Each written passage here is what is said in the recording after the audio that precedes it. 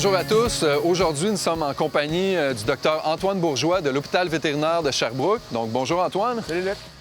Aujourd'hui, l'objectif de cette capsule vidéo, c'est de démontrer la technique de gavage des veaux de boucherie avec du colostrum.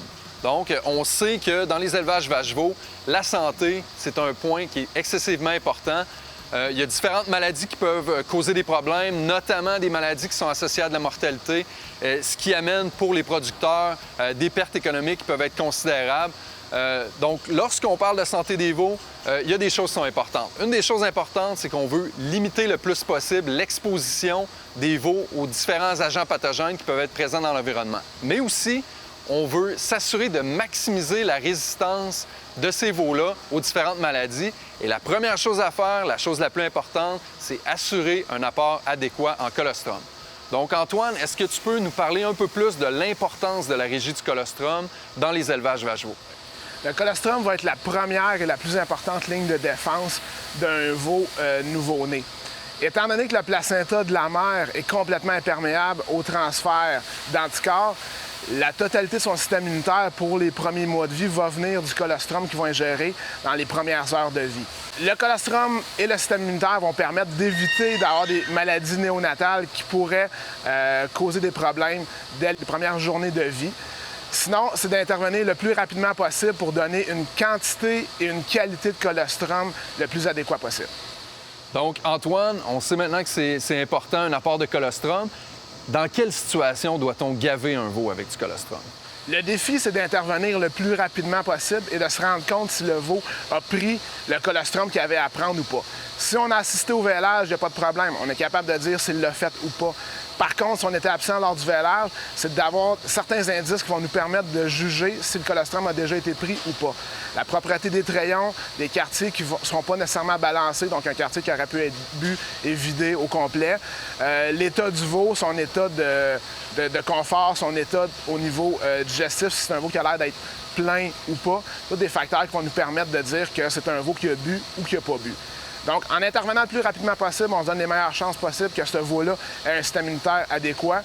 Pas oublier les règles d'hygiène de base, tout ce qui pourrait être transmis via les mains ou le tube à gaver directement dans la gueule du veau pourrait faire que vous contaminiez le veau puis vous créez des problèmes par vous-même. Donc, Antoine, on est prêt pour la démonstration? Oui. Allons-y.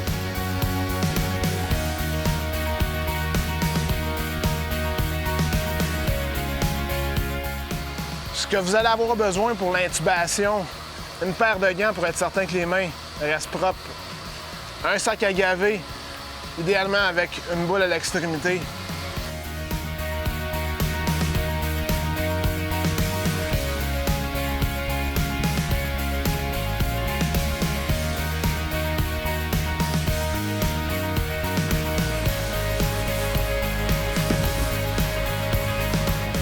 Pour le positionnement du veau, on va chercher à travailler avec un veau qui est debout. Ça va être plus sécuritaire pour lui. Idéalement, c'est de le placer dans un coin, le derrière reculé dans le coin. Ça va éviter qu'il bouge trop. Moins il va y avoir de contention, mieux ça va être, moins il va se débattre.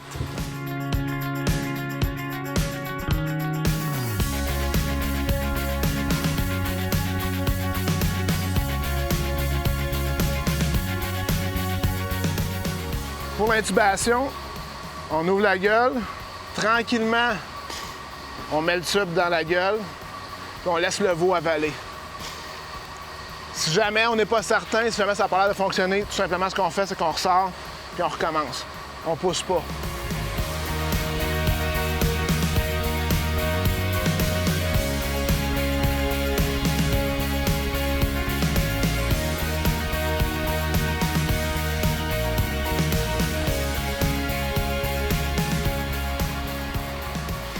Le veau avale, le veau avale.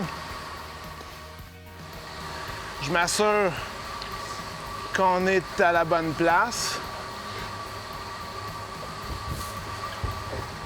C'est bon, on est correct. On ouvre la valve.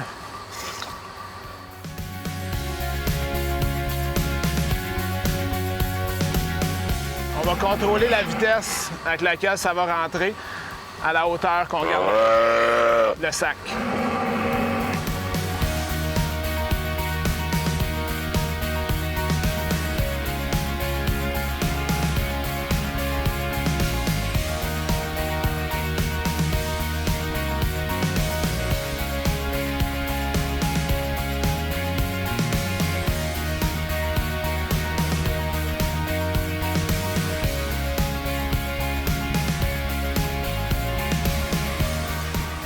Quand on a terminé de donner le contenu du colostrum, ce qu'on fait, c'est que tranquillement, on retire le tube. En retirant, on s'assure d'avoir bloqué la descente du colostrum.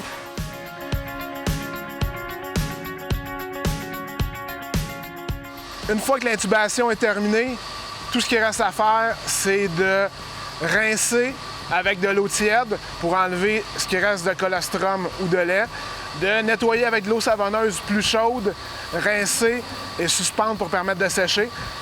À la suite de ça, vous allez pouvoir être capable de le remiser pour la prochaine utilisation, puis il va rester propre entre-temps.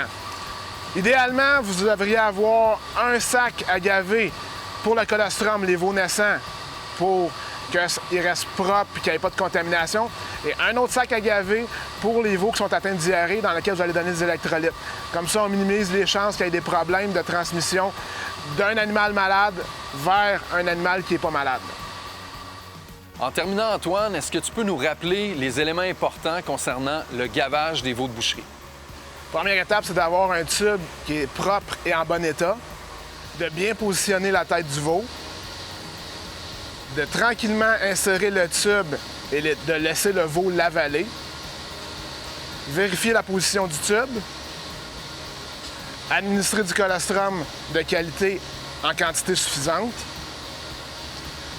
lentement retirer le tube, nettoyer et désinfecter le tube pour une prochaine utilisation. Cette technique-là est la même technique que vous pouvez utiliser pour gaver des veaux avec des électrolytes si jamais ils ont des problèmes de diarrhée. N'oubliez pas, ce qui est important là-dedans, c'est d'avoir un colostrum de qualité en quantité suffisante, donné le plus rapidement possible suite à la naissance.